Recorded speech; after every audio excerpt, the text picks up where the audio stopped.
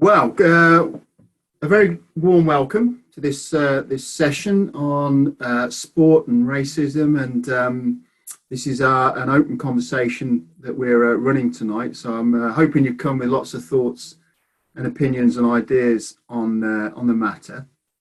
I can't see anybody on my screen, so if anybody wanted to sort of draw attention, please do so in the chat or just unmute for a short while. But I'll just kick off with a quick introduction to this evening. So thank you very much. Delighted you could join us this evening, especially on the first night of the sort of spring. Feels like we've got an extra bit of light out there and good weather. At least it's going to last till the end to the middle of the week. We know that this is a particularly complex and challenging issue, and there's a degree, I suppose, of nervousness about seeking to try to dig into it in a bit more depth. But I wonder if we can just go back up one slide, because there's a quote there from Sandra Kerr, who is the government advisor for business and diversity within business, and her quote there is about talking about race and ethnicity in an environment of uncomfortable confidence and respect. And I hope that's the sort of that's the mindset that we're coming into this evening with, and I hope you are too. I'm sure you are too. We were in a national meeting about this issue a week ago, and there was an opinion expressed that perhaps the circumstances around racism in sport are perhaps better than they were 20 years ago, but also perhaps worse than they were just 5 years ago. It felt as if the trajectory was generally positive up until perhaps just recent years, where it feels like perhaps there's been a step or two backwards, or certainly more issues have come to light. But it's too significant an issue to ignore or to be nervous about. And so we hope that you accept our stepping into this space and trying to enable this conversation in that vein tonight. And I think we can all agree that equality of opportunity, regardless of race, ethnic background, age, gender, or anything else, is what we're all about. So our role is to facilitate a conversation around this tonight, and also to highlight a few areas and a few bits of information around the whole issue.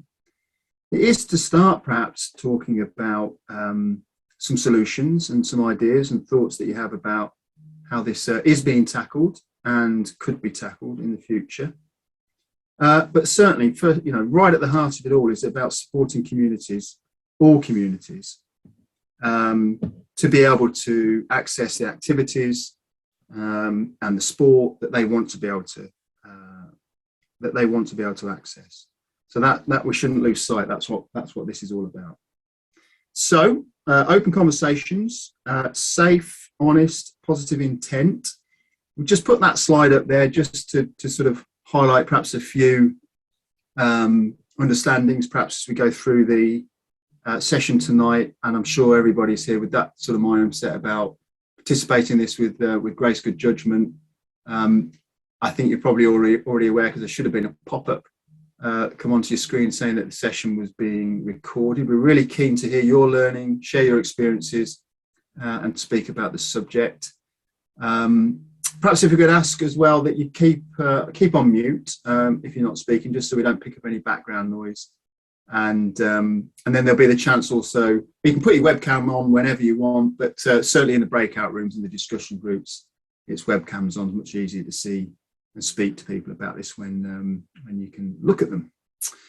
So what we're going to cover in this session is a little bit about why now, and we'll do that very quickly. Then we've invited some colleagues of ours from Sported to talk about race and racism in sport and highlight a few things there. All of this will be interspersed with discussion groups and some polls and some interactive opportunities. A bit of learning and conversation as well. Matthew then from Northamptonshire Sport will lead us through a little piece there about becoming an anti-racist, an organisation, an ally around the fight and the work to remove racism from sport. And then we've got colleagues as well also from Northamptonshire Race and Equality Council who are going to walk us through some thoughts and ideas about challenging the accepted. That's before we finish this evening with some action planning and a commitment to action, so the next steps. So just a quick kind of backdrop as to why now. So for those of you, I'm sure many of you will know who we are, what Northamptonshire Sport is, but for those who don't, we're an active partnership. There are 42 active partnerships that cover the whole of England, set up as a Sport England construct to try and get more people playing sport, being physically active, living healthy, active lifestyles in our areas.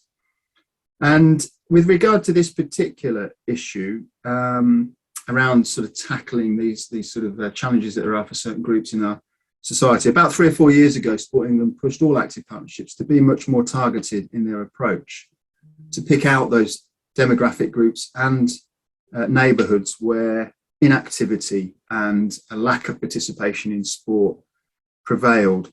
So we focus a lot on lower socioeconomic groups and people on limited illness and disability. And of course, that would also include people from all sorts of different communities, and some, of course, those from ethnically diverse communities.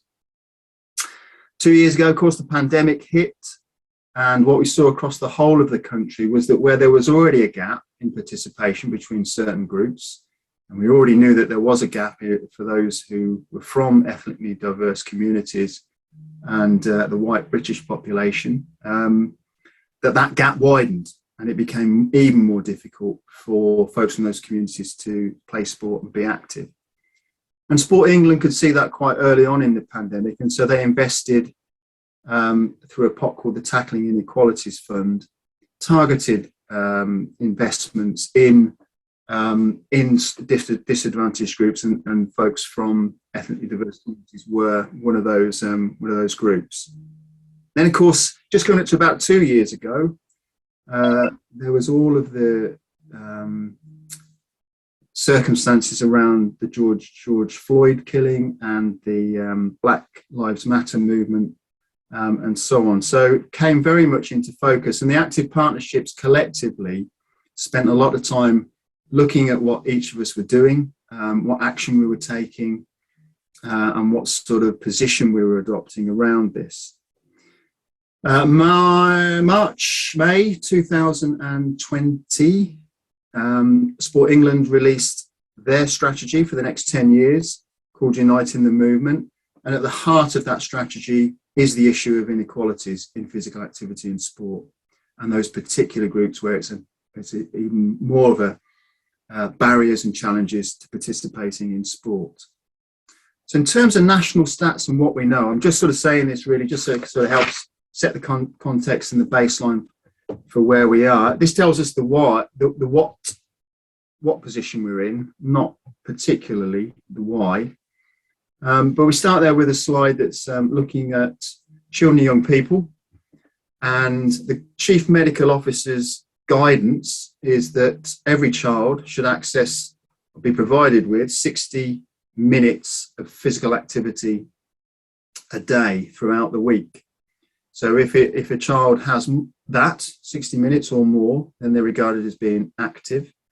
Any less than 30 minutes a day throughout the week, and they're regarded as being inactive. So you can see just quickly, I hope, the difference that there is there in terms of the white British population at 48% and participation in physical activity for other groups. I'm just going to try and move the slide on. The next slide there is just a quick one about professional workforce. So these are the coaches, the leisure centre staff, professional sports players, fitness instructors, and so on. And the representation from people from ethnically diverse communities. And just as a benchmark, 12% of the population across England, regard themselves as being from an ethnically diverse community. So you can see there that in terms of the workforce across the board, from coaches through leisure centre staff, from sports players, perhaps just with the exception of fitness instructors, that it is not a representative workforce of the population of England. We can just nudge it onto the next slide in terms of volunteering. So starting with those that don't volunteer at all, 72% of the population don't do any volunteering in sport, and pretty much that's a match across all minority groups. That's very much the same, stays level as we talk about just one day of volunteering a week, 14% of the white British population, and broadly about 12 to 14% similar from other ethnically diverse communities. But it's when you move into 2 days plus per week that there is a more significant difference, with 13% as it plays out to 9 and 10 and 6% for Chinese community. And then just finally, on the last slide on this, in terms of wider participation in cultural activities, so more than just sport, if I just take your eye to the third line down, public library service, 32% of the white British population access library services regularly. 40% and 45% and 41% of those from South Asian, Black or Chinese communities are using those services. But in all of the other areas, so attendance at live sporting events, creative, artistic, dance, theatrical or musical activity, or attending a museum and gallery, the inequality in access is represented there again for folks from ethnically diverse communities. So that just gives us a little bit of background context and background. So I suppose to sort of baseline the discussions that we're going to head into. I hope you found that a little bit helpful. And what we're going to do now, if I've got my slides in the right order, is move across into our first conversation. If we could just knock the slide on to the next one, please. I'm not sure if that's me that needs to do that or if somebody else is able to do that. There we go. Okay. So the first conversation is, and you should drop into a breakout group of about, I think it's 3 or 4. There'll be a facilitator there just to guide the conversation and take a few notes, just so that we make sure we capture everything that's said. We don't miss a point of view. And just for 10 minutes to discuss that issue there. When we say racism in sport, what does it mean? Okay, so I hope somebody at the other end of the the technology is going to press the right button, and but I think that's how we're going to manage to do this, though, isn't it? If we get to a point where we're feeling a little bit more confident about being able to talk about it. So thank you very much for that. I will. If we can just cancel that poll off the screen now, and we move on to our next slide. And I'm really pleased that this evening we've been joined by Zane from Sported. We met Zane for the first time last week just to run through this evening, and it was absolutely fascinating talking to him. So I'm going to hand over to Zane now, and I think you're going to talk us through a few thoughts and ideas from your side, Zane, and then we'll go back into another conversation about it all. Thank you. Thanks, Chris. Good evening, everyone. Nice to see so many different faces here today. So we will be discussing the topic of racism today and the multifaceted elements of that. Before we go on, I just wanted to commend the group I was with. We did have a small amount of time, but it was evident the term racism is a complex matter. It's different and covers a lot of different issues. There's also the element of intersectionality, which one of our colleagues has mentioned there, which there are multiple people who have multiple identities who also can be on the receiving end of multiple forms of discrimination. So topic today really is about feeling comfortable and knowing what we mean when we speak about racism, know about the barriers and action points and solutions in terms of where we can go forward. So My name's Zain Shafi. I represent Sported. We are the biggest network of sports charities, which covers around approximately 3,000 community groups. That covers around 500,000 young people up and down the nations, which is the UK. If we just go on to the next slide, please.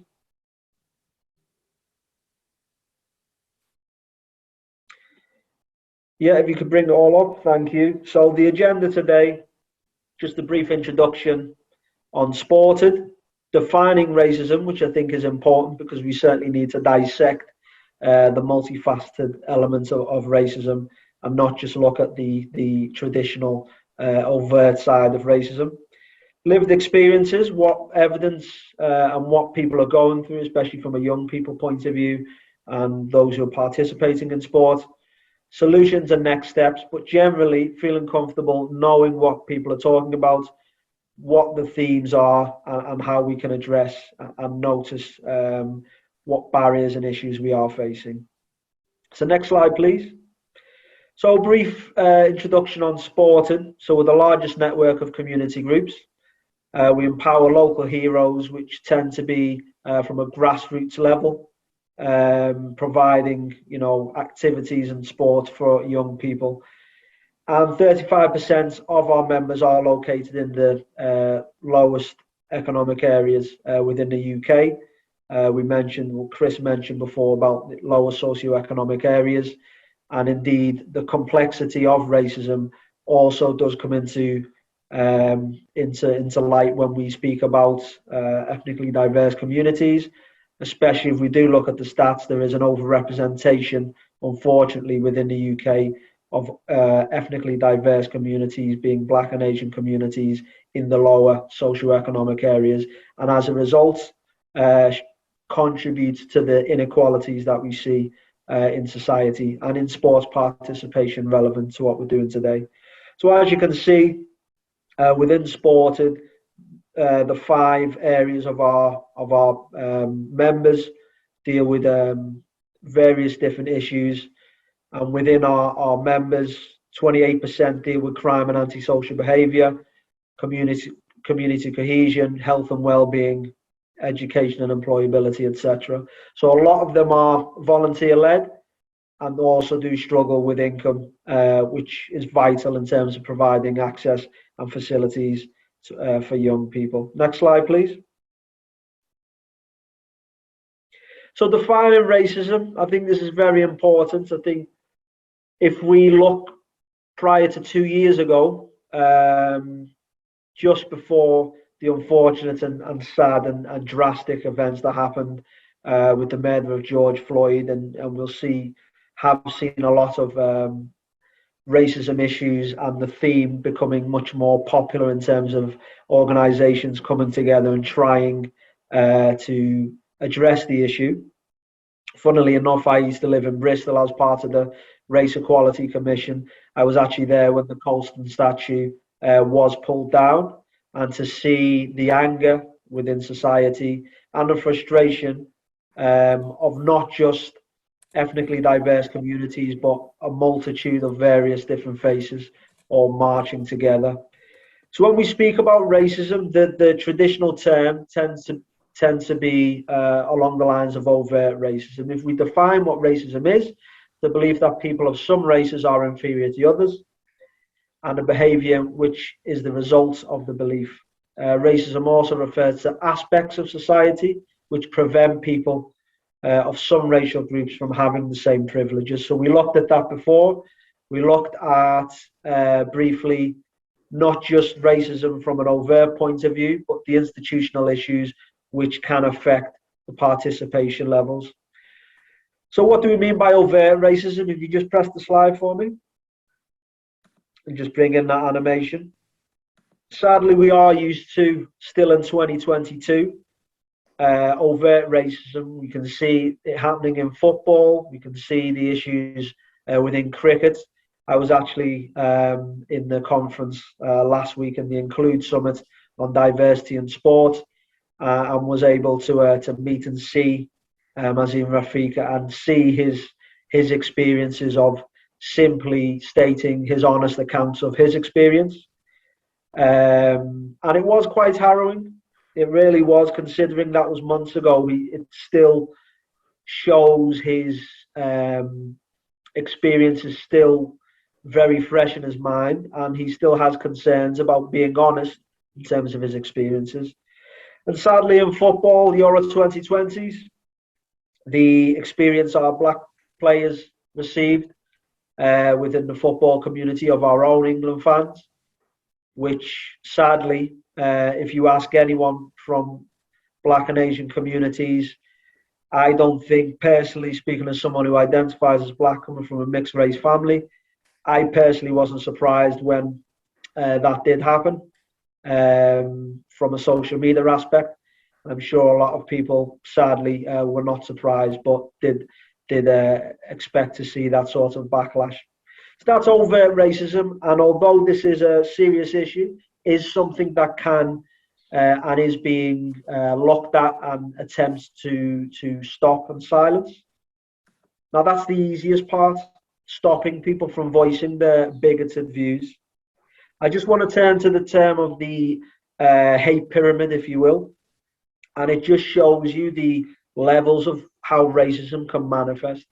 Now, it may seem extreme, but if you look at the top of the pyramid, the hate pyramid, you see the extreme side of genocide.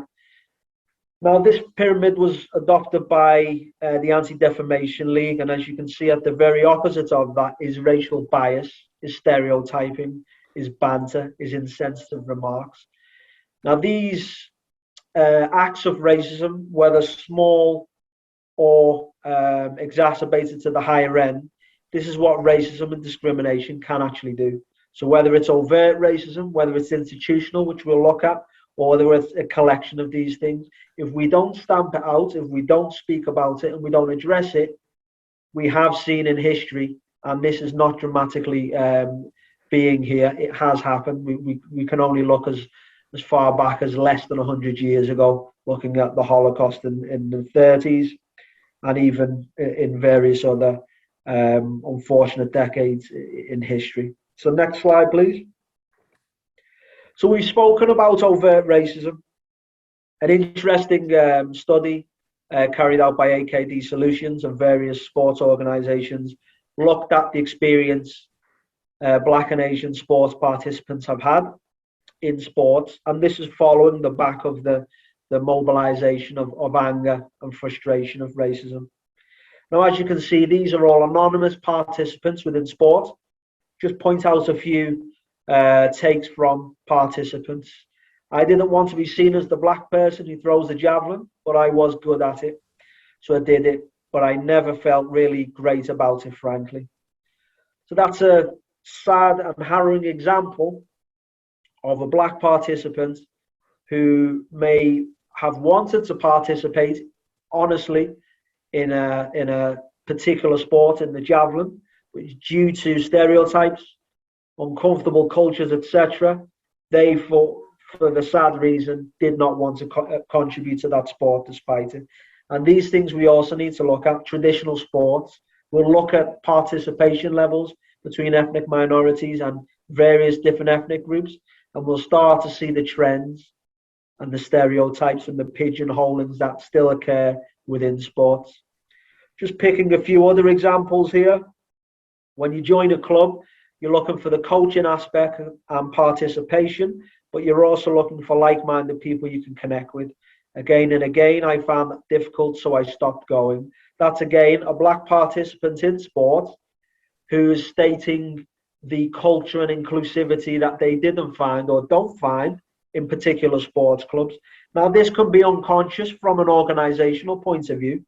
You may not be promoting overt racism, but a lack of representation, a lack of inclusion, and not noticing people who attend sports do also like to feel welcome and see people from their own backgrounds being part of that culture.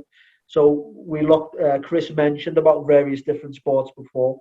These are the types of solutions that we can come up with and make things more inclusive that we can action. Finally, when we speak about participants, there's also the elements of ethnic minority coaches within sports. Unless you consciously rebel against the racism and stereotypes, it will define your choices as you move through life. Now, speaking as someone who identifies as an ethnic minority, this isn't just in sport, it's within the working organisation. You don't want to come across as the aggressive ethnic minority or the aggressive black person in the room, even challenging stereotypes. But at the same time, these things all contribute to mental health issues. They contribute to a lot of things. So just to give you a point of view of not just overt racism, institutional racism, and how these affect children also, which manifest into society, which also creates separatism and a lack of integration within societies. So I do urge anybody who hasn't read the Tell Your Story report to really do have a look at that and see some of the terrible experiences athletes, and it was about 400 to 500 athletes who take part from a grassroots perspective all the way up to a professional level. Next slide, please. So when we speak about institutional racism and structural racism, it may not be overt. Okay, we spoke about the disgusting events that happened in the Euro 2020 and various overt racism that does occur on social media, etc. But let's look at it from a statistical point of view and participation levels. So hopefully you can see that. I appreciate it's not the largest of fonts, but if we look at the white British population, and we see from a representation point of view, the stats look at around anywhere between 82%, 80% white British, and depending on what stats you look at, anywhere between 15 and 20% of ethnic minorities in this country. And interestingly enough, those stats come from 2011. The census, which comes out in May, will be quite interesting to see the considerable increase of ethnic minorities in this country. And showing you the representation. So if we look at sports and participation amongst ethnic minorities and amongst white British adults, we'll see an overrepresentation of white British adults in walking for leisure, swimming, cycling, as you can see from those graphs. I will provide links. If we look at it from an Asian point of view, excluding Chinese in that specific category, we see an overrepresentation of cricket, badminton, basketball, etc. And if we look at it from a black adult's point of view, if we just select the animation, we'll see an overrepresentation in basketball, track and field, dance, particularly gymnastics in certain areas of the UK. So we're seeing an underrepresentation in particular traditional sports, but an overrepresentation depending on ethnicities. If you press the next animation for me, please. So I think this is interesting, and this was revealed by Arun Khan, who's the CEO of Sporting Equals. If we actually look at the representation, and we've seen the representation within the UK, you'll see, yes, there is a significant, almost identical representation of ethnic representation, for example, fitness instructors. Now you start to see the significant lack of representation of Black and Asian participants, management, etc. in leisure and sports management, sports and leisure assistance, coaching, but also in senior levels, which we'll see from a board perspective later on. So if we look at the whole economy, we can see a considerable, and even in sports participation, a large representation of Black and Asian representation in the UK. However, when it comes to higher leadership, higher representation, we start to see the problem. And these are the issues that we mean by institutional racism. It's not recognizing the unfair reflection of the UK population in regards to decision making and higher senior leadership within sports. Next slide, please.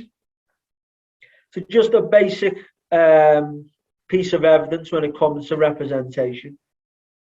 Representation is needed for an array of different issues, but even if we look at it from a basic point of productivity or economic productivity, there's been plenty of studies.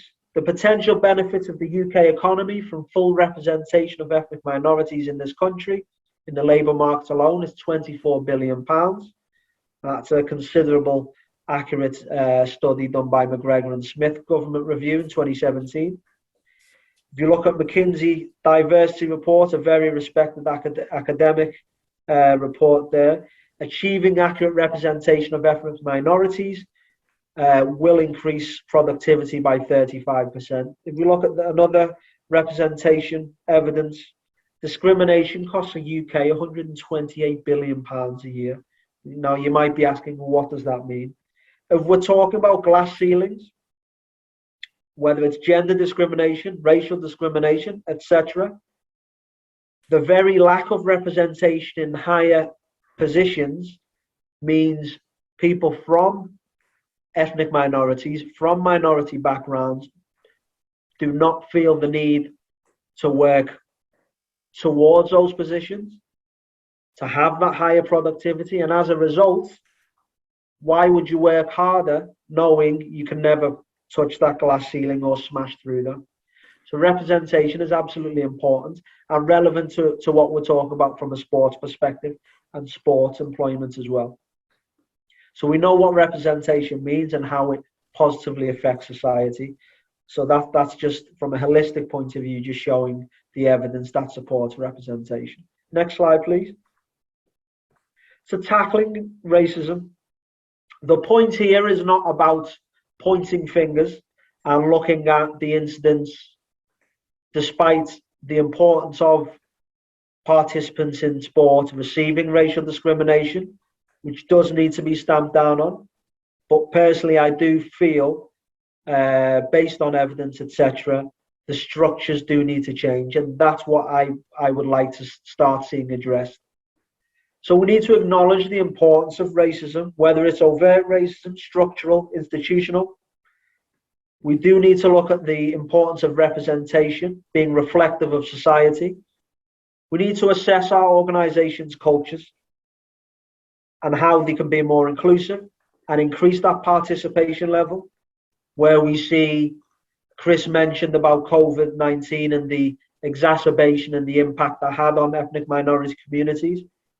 This is why we're seeing 36% of young black boys participating compared to the recommended exercise by doctors in the UK. This is why we're seeing around 74% of South Asian females identifying as inactive.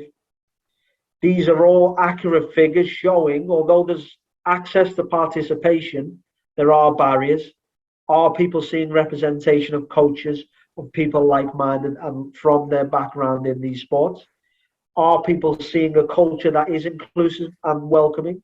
Are people seeing banter that isn't acceptable? We should be encouraging change, being ambitious and being experimental. And anybody who is receiving funding and understanding the idea of Sport England, the UK Sport, huge governing bodies within the UK who distribute funding out, this is becoming imperative and fundamental for organisations who do receive significant funding. There must be a detailed and ambitious plan to increase diversity and have inclusion, not just on boards, but throughout organisations. And this is what we want to hammer home here. Have this conversation and not look at the old-fashioned version of what racism is, simply pointing it to overt racism, which, as we've stated, does need to be cancelled and does continue to be combated. We've seen bending the knee. We've seen various different attempts of legislation within the government trying to stop overt racism within social media. So we need to have an honest assessment of our organisations and really start putting our minds together to really acknowledge and address the various forms of racism within our organisations, unconscious or conscious, throughout the UK. Any further slides on there? I think there's one more. So to summarise, racism is real, it's multifaceted, and discrimination is also multifaceted. We spoke about intersectionality, representation. Those of you who have been involved in race equality and representation for 10, 20, even 30 years there tends to be a feeling of going round in circles and repeating the same issues over and over again. And I certainly can support that argument, but from a positive point of view, a person who certainly gave me the motivation in terms of this idea is, if you do see it in that half-empty mentality, try and look at it as a spiral.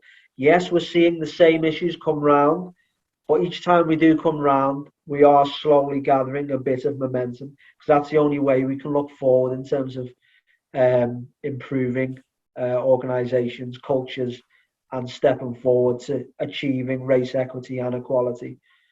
So look at the impact racism has on participants, our young people, our organisations and society. Look at the importance of what sport really can have. We look at the overrepresentation of ethnic minorities in sport and using that as a vehicle to really make a change to impact society.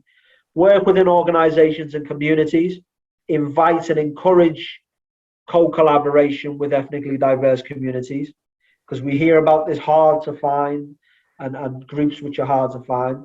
Our groups are not hard to find. Speaking as ethnic minorities, we're not hard to find. It's about including our organisations and communities throughout the decision levels and communication. It's not about getting some funding and then token gestures and spending that money. These are long-term initiatives that need to occur. And be honest. So thank you for listening. I hope you've taken into consideration some of the facts and some of the talking points I wish to address. I welcome any questions. Please do contribute to the conversation. Thank you. Thank you very, very much indeed, Zane. That was terrific and really thought-provoking. Has anybody got any questions at all about any of the information there that Zane's been talking us through? If so, please bring yourself off mute and speak up. Hi, Zane. It's Jenny from Northamptonshire Rights and Equality Council. I just wanted to comment, really, not so much of a question, but you talked about if people have been challenging like discrimination for all those years. It kind of feels a lot worse to me now, actually, because for all the information that we have access to and still the same nonsense is going on, it feels even more kind of debilitating sometimes to try and challenge. No, I agree. I mean, previously I had this. I was one of the commissioners for the Race Equality Commission in Bristol, and I still empathise and agree with you to an extent in terms of your position. And I remember having that conversation with colleagues and even speaking, I believe it was to the police commissioner at the time, who was trying to implement a new tactic. And it was frustrating to hear the same things. And absolutely, there's an information overload and there's a mix of contributors, isn't it? There's people who are aware of the issues and unfortunately aren't really challenging or changing.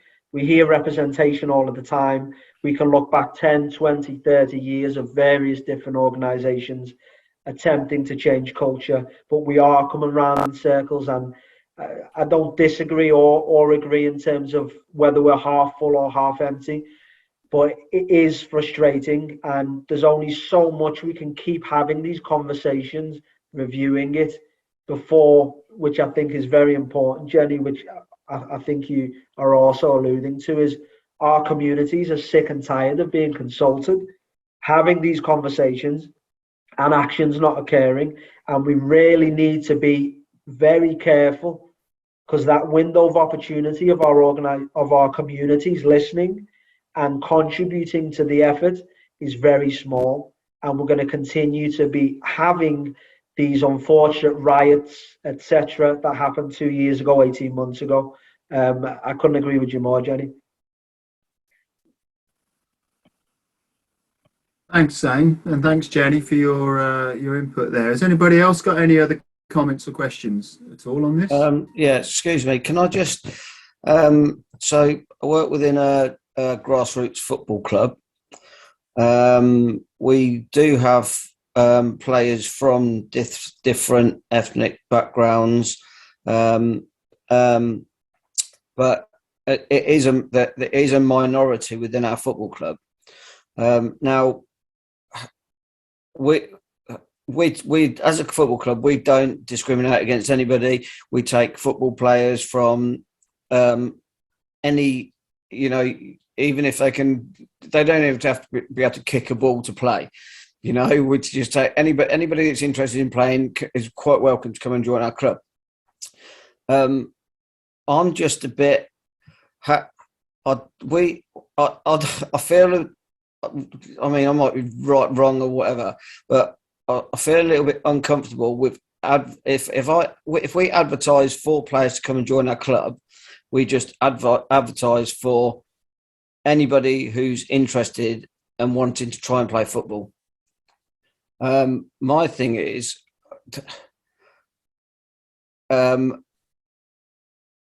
how would I? I don't know. How would I introduce more people from ethnic backgrounds when we're just open to anybody? Do you understand what I mean? I don't want to put an advert out saying we're welcome, because I just feel that may be a little bit patronising. I don't know if that makes sense. No, It does thanks, make Simon. sense, Simon. Thank you. Yeah. Sorry, Zane. No, it's okay. Thanks, Chris. Thanks, Simon. And I understand your position. As you said, if you're just communicating out to the wider community and the public, you're not. You don't see the need to essentially specifically state we welcome Black or Asian different communities, because that goes without saying. Absolutely. I think it is a difficult one, especially we are seeing, so from a supporter point of view, we also deal with obviously grassroots level organisations. And it is a concern, not just yourself, in terms of how do you increase participation, but also not come across as disingenuous in that area. I think that the point being here is, yes, communicating out and encouraging people to come and play is one thing, but it's also trying to convince other communities that the culture is right. Now, people shouldn't assume, but it is also down to bad experiences, and you're not necessarily going to have any control over that. And I understand where you're coming from in terms of how would you address that. But there's also issues where organisations who are trying to be more inclusive will attend, I don't know, e-learning courses, how to be more of an ally, how to not be racist, how to not, and assess yourself in that area. So there's no right answer or exact solution there, but the point I'm making is a lot of the barriers of ethnically diverse communities joining particular sports organisations or clubs is one, representation. So I would certainly look at, if you don't have a representation of coaches, I don't know how many coaches you do have, but it does help to try and increase representation so other communities can identify in that area. It may also mean that your community and your location doesn't necessarily have a wide variety of ethnically diverse communities, which again, you are limited in terms of how much you can reach out. So I would state communicating through other various community boards and networks as well will also certainly reach out. But it is a tough position. I do appreciate your question. So I'd state representation, destroying myths, and also encouraging and going out of your way from a communication point of view to reach out to more populated, ethnically diverse communities and encourage that welcoming culture, which I'm sure you do have. Yeah, the problem we have is, say, it's grassroots. So coaches are usually parents So if we don't have players from ethnic backgrounds, and it's difficult having coaches from that without. But like I say, I think it's a case of trying to get out into the community and ethnic groups and having a chat with people, I suppose. Yeah. It's really helpful, Simon. I mean, these are exactly the sort of things that we want to be talking about. I think, you know, that's a really good scenario, quite a common scenario, which I'm sure you've painted. Lots and lots of clubs out there. They're very welcoming. It's what else we can do to add to the picture. If my technology is telling me correctly, I think Councillor Duffy has got a hand raised, so please chip in. Yeah, hi. It's Janice. Hi. Okay, Janice. I was just thinking it is a very difficult problem, but you have to reach out to the community. And I wondered if you got any artists or somebody that can put a picture up of, you know, of all kids, all shapes and sizes and colours, and also, you know, girls. I mean, and use that as in your adverts, you know. Facebook is very good. And I mean, if you had some kind of, you know, a gang of, you know, a picture of a gang of kids all together, all different, you know, both sexes, that would be a good way of attracting people. Thank you, Janice. Yeah, I think they're all really, really valid points, and I think that's helpful to think about what sort of imagery and language is used in it, trying to bring new people into sport. I don't know what order folks are in, but Rumbi, do you want to come in? Yeah, sure. Thanks. Yeah, I was just to answer to Steve's question, I guess. I mean, I won't have a full comprehensive answer to it, but I think it's really important that you've asked that question like very openly in this sort of space. I would have thought maybe if you want kind of like attend some events that other ethnic minorities within your community and talk about what you do and engage with some of those adults that are influential in these young people's lives. And I guess maybe reviewing the times that you do. I do appreciate that you are volunteering your time, but possibly if you're looking at representation, it could be just around the time. So I'll give you some insights in my community. Most of the football games are played around on a Sunday, and most people from my community go to church around that time. So it clashes with some of the interests and the cultural sort of like beliefs and stuff. So that's why you may experience not a lot of diversity from looking at my community. So that's all I just wanted to say. Thanks, Rumbi. That's really helpful as well. Thank you very much. I'm really just conscious of creating enough time to speak to everyone and everyone to hear what all have got to say, and also to dive into some places where it's perhaps a bit easier to really dig into the detail around this. So if you'll allow me, I will move things on to our next discussion now, which is another breakout room. I don't know if you're dropping into new groups or the same groups as before, but I wonder if you, bearing in mind perhaps what some of the issues there Simon's raised and others have answered, what more you can do in your settings to encourage these open conversations about sorts of things that Zane's outlined there. So if the tech wizards joined back with us, that for us was a really, really good conversation. I hope it was for you too, and really helpful as well to have Zane's preface to all of that.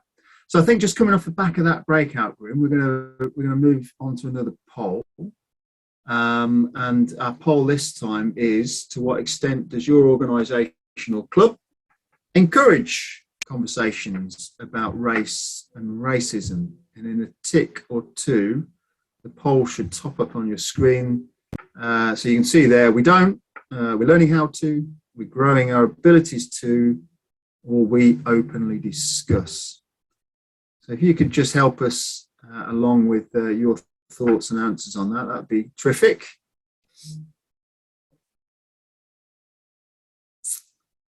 It's looking at the moment as we're getting close to nearly 90% of people that are with us having participated in it, that it's a bit of an even spread really about, I mean, it's actually great to see that there are folks there that feel that they're in a position already where they're openly discussing it and trying to get to grips with it. But also really, really good to see that there are a few people being really honest about it, saying, we don't at the moment. But the fact you're here tonight tells us all that you're trying to get there with it. So hopefully that's helpful for people to see where all others, at least here on this open conversation, are on this particular issue.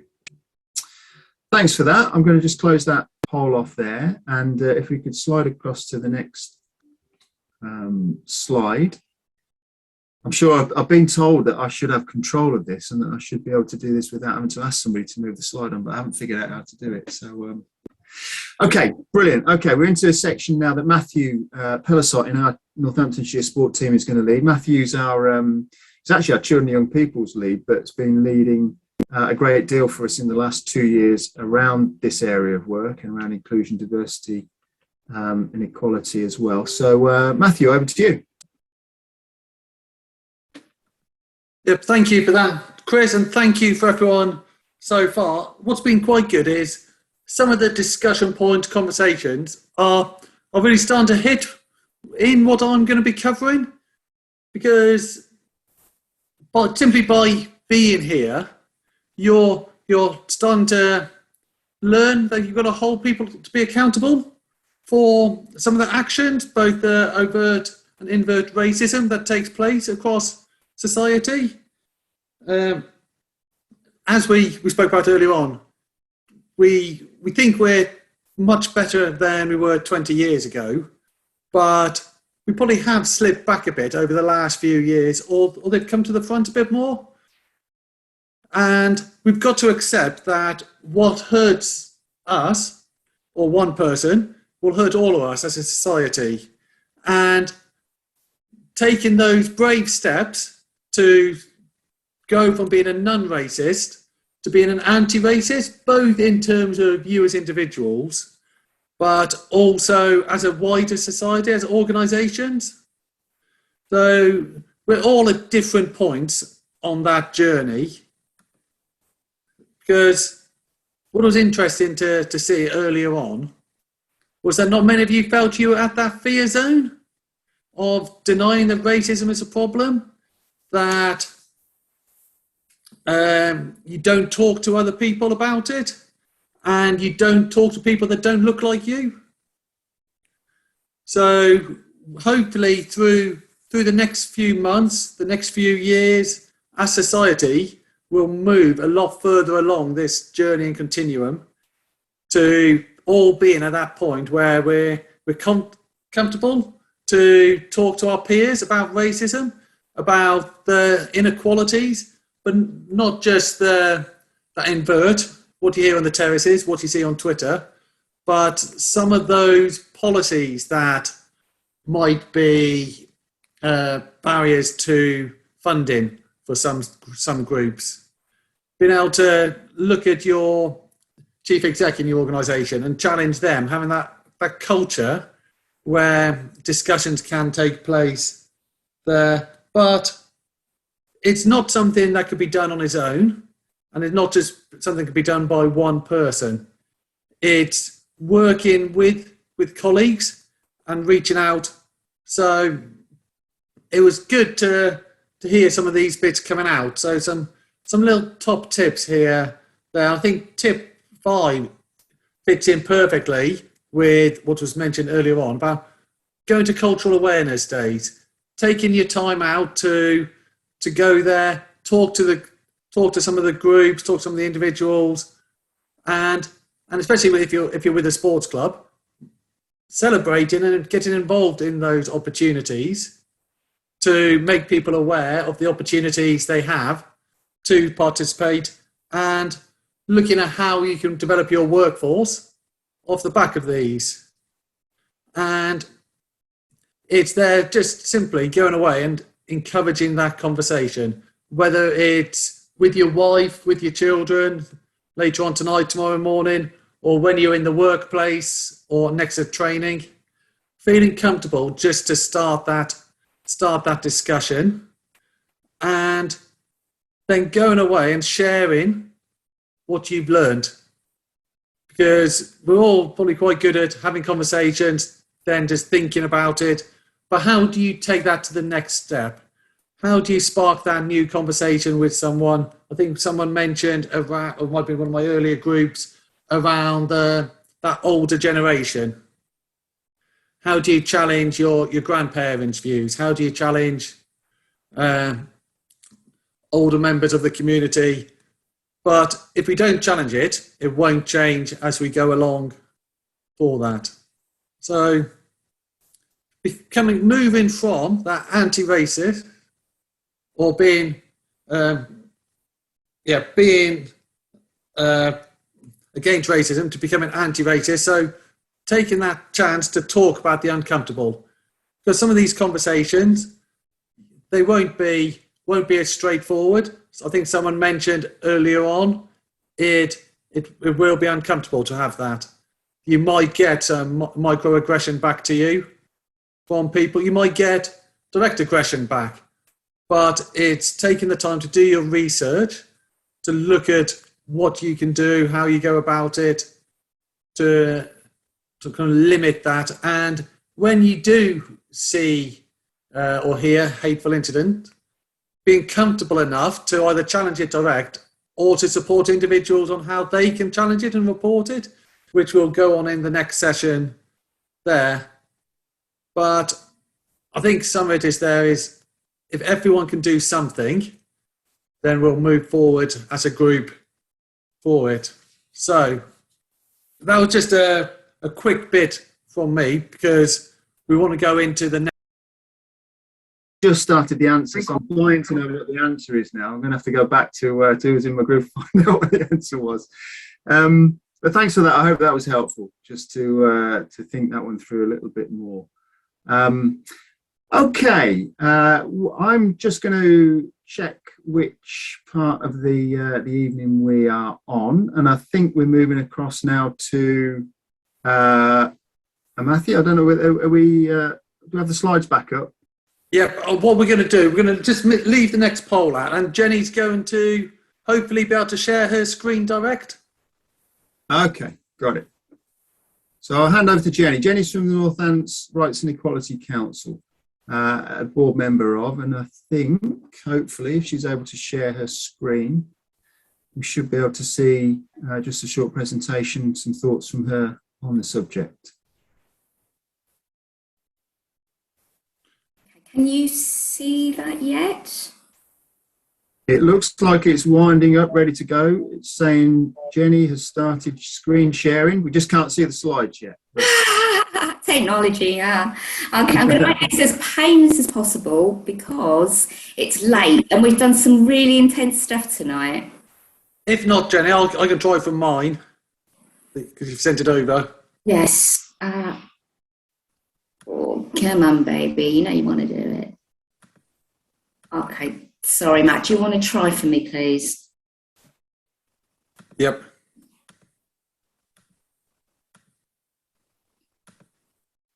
Okay, while Matthew's just lining that up, do you need Jenny to stop screen sharing? No, we should be about to start, hopefully. Can we see that now? No, there's nothing. Yeah, I can see it. Yeah. Oh. Yeah. All right. Great. Yep. Well, if we've got a general thumbs up from folks, we'll leave it to Jenny to speak to them.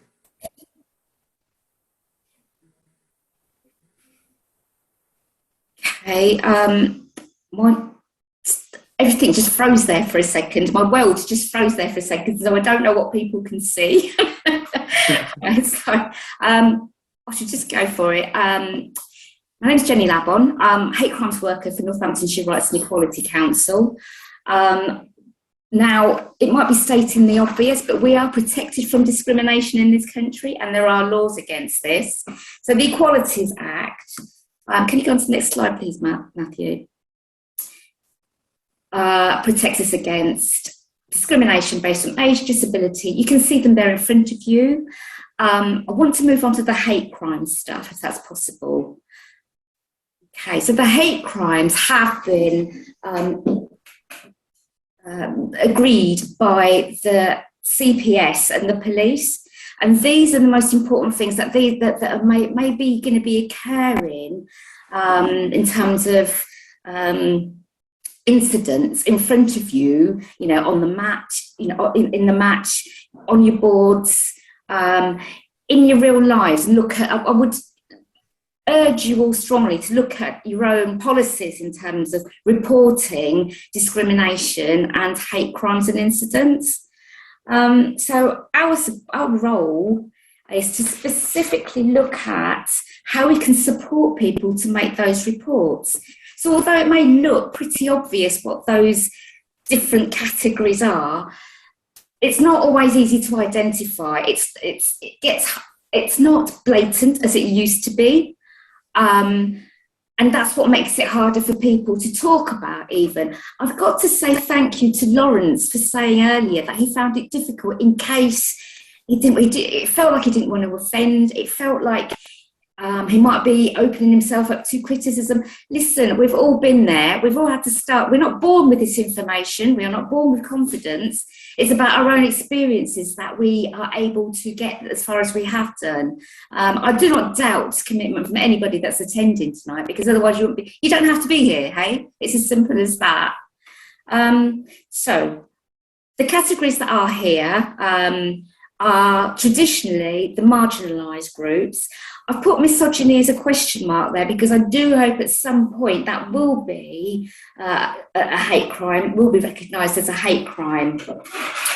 I don't know what the block is, to be fair, except that because women are not percentage-wise, we're 50% of the population, so we're proportionally, you know, we're not marginalised in that sense. So I'm yet to kind of know what the government's thinking is around that. So can I have the next slide, please, Matthew? So the definition of a hate incident. People may remember the murder of Stephen Lawrence, and there was quite a lot of work that proceeded after that, to the point where we now have this definition. It's a racist incident. It's any incident which is perceived to be racist by the victim or any other person. And I want you all to hang on to that, because you do not have to be the person experiencing the hate to report it. Anyone can. Yeah? So I'll go on to the religious hate is any incident which is perceived to be hatred on the basis of religion by the victim or any other person. And so it goes on in terms of disability hate incident, which is perceived by that person who's disabled or any other person. And so all through those categories that I mentioned earlier, I would encourage people to strongly log these incidents and tell somebody about it. You don't have to identify it yourself if it's a hate crime or not, because every hate crime starts off at an incident at some point. So a hate crime is, can you have the next slide, please, Matthew?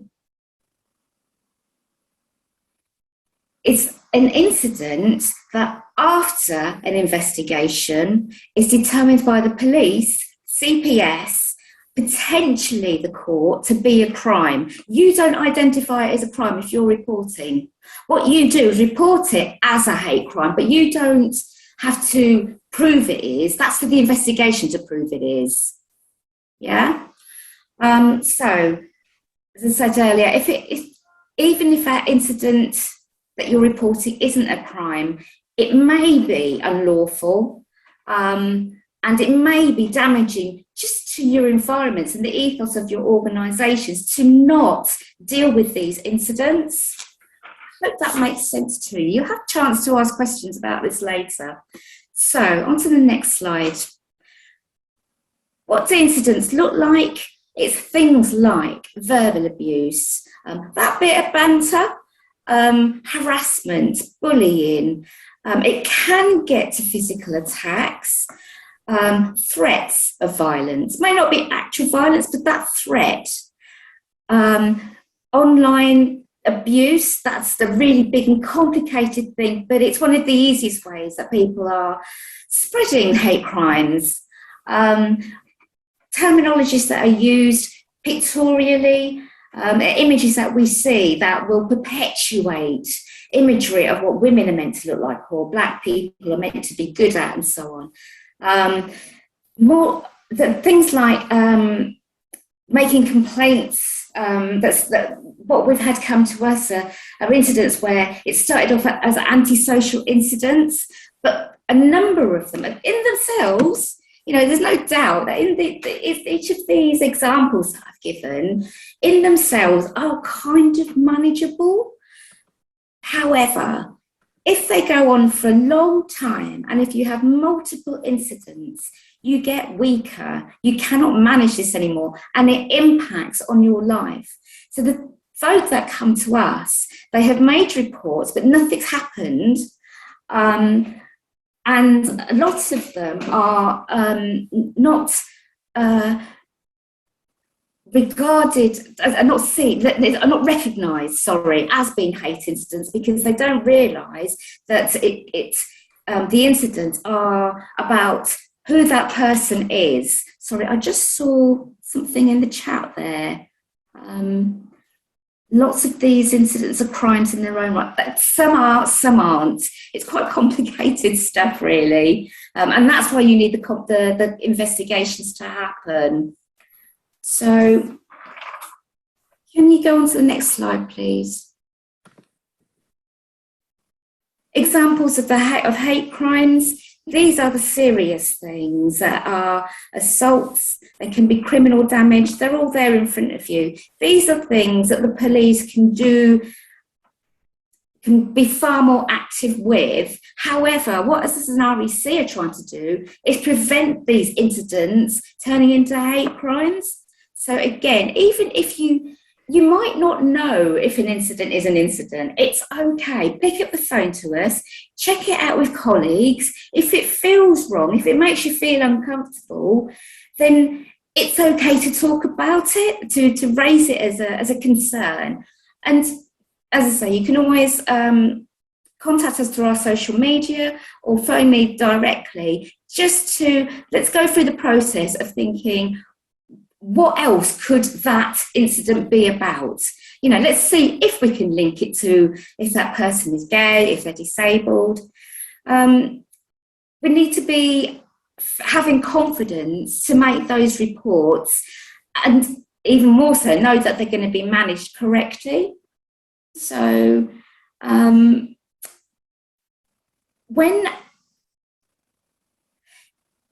if things are incidents have become a criminal offence and they become a hate crime, this is breaking the law. And if it is found to be motivated by hostility or hatred, because based on those characteristics that I mentioned earlier, this can mean that a tougher sentence is imposed on the offender. So always be aware that these are the things that can happen to the perpetrators of hate, that they can be penalised, they can be punished. Okay. So what do we do as an REC? Next slide, please, Matthew. We believe people because we know the story behind when they come to us. They have been through a series of incidents and they just come to a point where their lives have been impacted to they can't socialise like they used to. There's an anxiety of going out of the house just in case they get abused again, of going to work even in case the abuse takes place there. It affects if they want to take opportunities of learning and socialising. So we know by the time they get to us that there's already an emotional impact on their well-being. So we listen to how people identify themselves. I'm not necessarily going to go into terminology now, because it's important to recognise how people, the most important thing is the incident that they're reporting, yeah, and that you take them seriously. So it may not, I mean, my parents, for instance, they would use the terminology coloured. That's not how I identify myself, but I recognise that of that experience, of that generation, of what their comfort zone is, that is right for them to use in the context of how we use it within our own household, for instance. So it's always been, awake to that. I would not, however, accept that from people who are at the top of services, who are managers, who are, do you know what I mean? If they have authority and power over people, then that is not the acceptable terminology at all. So again, thinking about the context. So what we do, we link with other advisory groups. We know that we can't be all things to all people. We have over 40-year established existence within Northamptonshire, and we have a good network of individuals, of organisations, of faith groups, of specific groups that if we don't know someone, we know that they will know someone. Nobody's ever left without an answer, without a referral to somewhere. We wouldn't be doing our job otherwise. We've recently started a community hate incident network. Now that is specifically for people who have experienced hate incidents and hate crimes. Now we know that meetings aren't everybody's funky thing, but people can contact me about how they feel, and I can be able to support them either by phone or be able to put them in touch with other organisations, as I mentioned earlier. But there is something about a mutual, I would call it the ant raft, that we help each other. That sometimes there's somebody has more leadership skills than others, but they have other skills in other places. That's always good, and then we support each other to be the best we can be within those positions. So I've talked about always make a report to either the REC, to the police, depending on how serious it is. There are online ways of reporting. I noticed Nick was on the line earlier, Nick Stevenson, the police hate crimes worker. I don't know if he's still here, I can't see you, but hey. There are different ways of making those reports that are, if you need to make that emergency, you make that 999 call. Or if it's not exactly an emergency, still call the police on the 101. Although we're not a 24/7 service, we do work with lots of different agencies, and one of them being HASBAGs, which are locality groups across the county that are made up of police, local authority, housing associations, and respective organisations that will be looking at cases that are regarded as antisocial and or hate crimes, and looking how best to support people who have been experiencing these things, more often, and also victim support through voice. So we as an REC, we may not be able. My post is very very short term. However, as an REC, we are always there to support people, to make those reports, and to support people through the processes.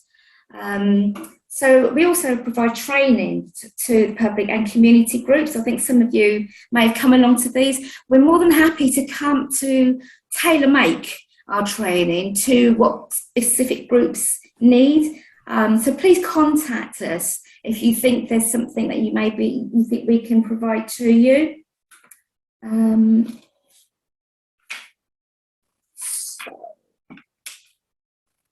Okay, yeah, so this is an example of one of our cases, a very recent case. Now, African Caribbean male, pretty much born and brought up in Northamptonshire, settles character, gets on with work and everything, had a good section of friends, colleagues, started experiencing racist abuse about 6 or 7 years ago now, from one particular individual. And at first he ignored it, as most people do. As I mentioned earlier, you just kind of think that's his problem. But unfortunately, it crescendoed into something a lot bigger, where his friends were being attacked. Who was other people in the flats were being bullied. People who were not white, straight, or if the people were disabled, they were being bullied by this same person. Now, Peter had made reports to the police a number of times, and unfortunately, and we have addressed this with the police since, but they weren't being treated seriously enough. So we were able then, with the police, the REC were able to support Peter through the hate crime, reporting it as a hate crimes process. It eventually went to court, and he was found guilty in November 2021. The sentencing was earlier this year. Now, the perpetrator had a previous record of 35 reported offences, including 20 convictions. In terms of Peter's case, he received 2 6-week suspended sentences. He had to pay £500 compensation fees and £620 court fees, £5 a week out of his benefit. Peter is really more than disappointed about the outcome of that. He hasn't seen a penny since, by the way. He hasn't seen a penny. He feels that given the length of time that he went through these incidents, that the perpetrator has not been punished. The impact, as I was talking earlier, Peter feels really throughout this thing, he felt, am I being oversensitive? He's questioning, is it just me?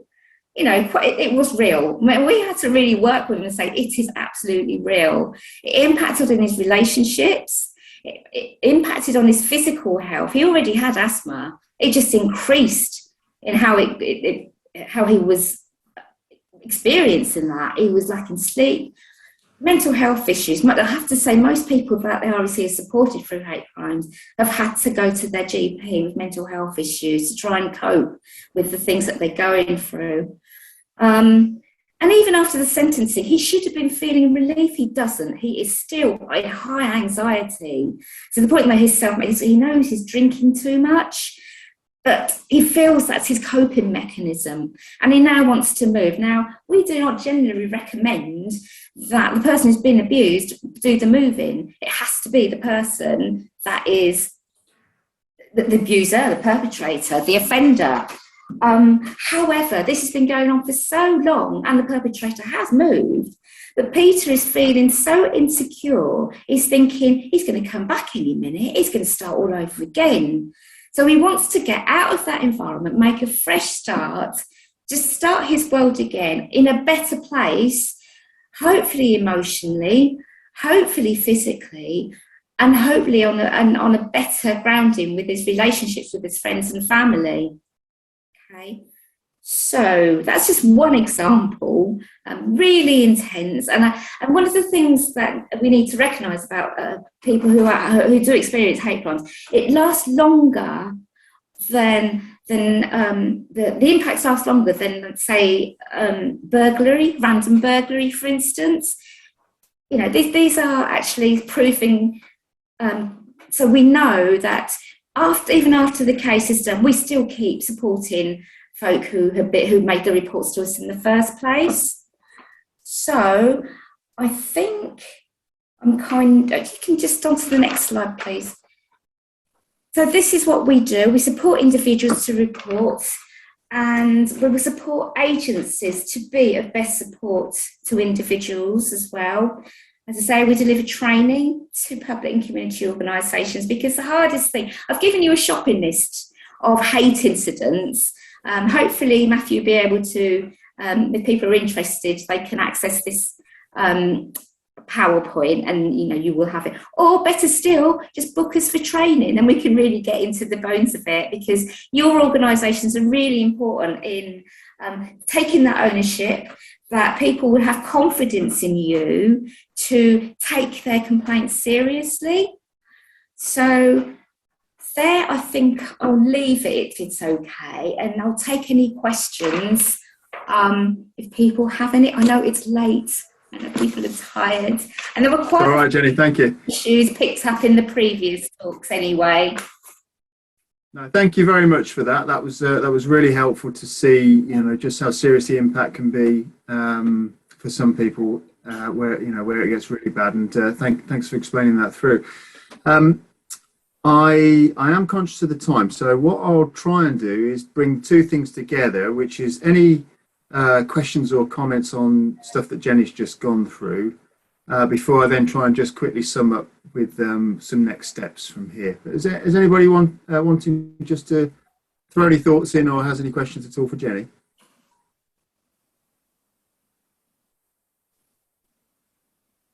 No? Okay. Well, that's great. Well, thank you, Jenny. You obviously explained it all brilliantly well. So Obviously. you left your details there, I know, for people to get in touch with you if they need to. So thank you very much for that. Listen, look, it's 8:30. We had got a couple of things we kind of wanted to sort of wrap things up with, perhaps if we had a tiny bit more time, but I'm also conscious of not holding people here too late. I want to leave your energy to come back and speak about this again, if you would. So what I think we're proposing, and feel free please just to chip in if you have any thoughts on this, is that we seek to bring people back together again along similar lines, but perhaps with some more specific conversations around this subject, probably in a couple of months' time, towards the end of May. And if people would like to do that in particular and has ideas about things that you'd like to, questions you'd like answered or subjects you'd like to dig into in a bit more detail, that would be great. I think there are almost certainly some specific actions and work streams that we can follow up on from here ourselves, but also collaboratively with anybody else that wants to join us on that. So certainly some things for us internally to think about in terms of our work going forward, the way we invest in local communities and work with local communities, the way we try to seek to diversify the workforce that there is out there and try and up those numbers in terms of a more diverse workforce, the way we work with communities in their communities, building their capacity to help them become more active.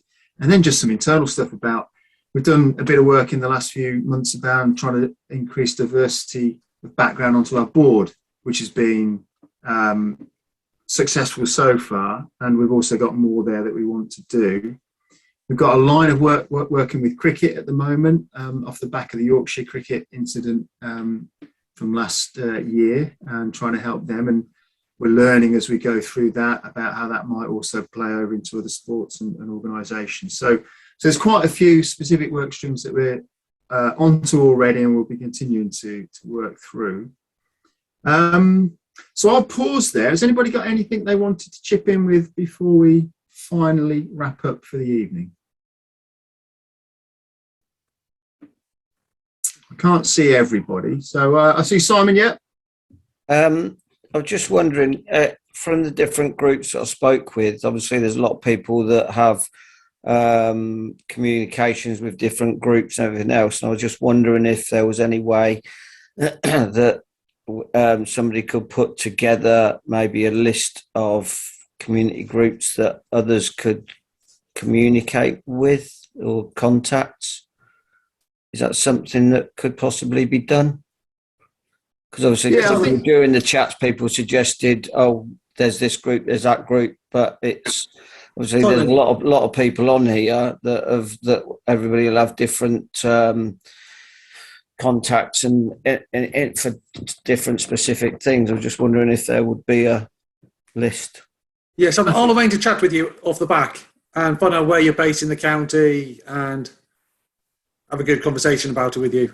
Okay, thank you. I'll help us sort of fine tune it for your circumstances, particularly, Simon, I think, and that'd be really good. Thank you. Okay, I see that it's sort of like it's either childcare duties or it's tea. So many thanks. I wish you all a very good night, good evening, and thank you again. Cheers.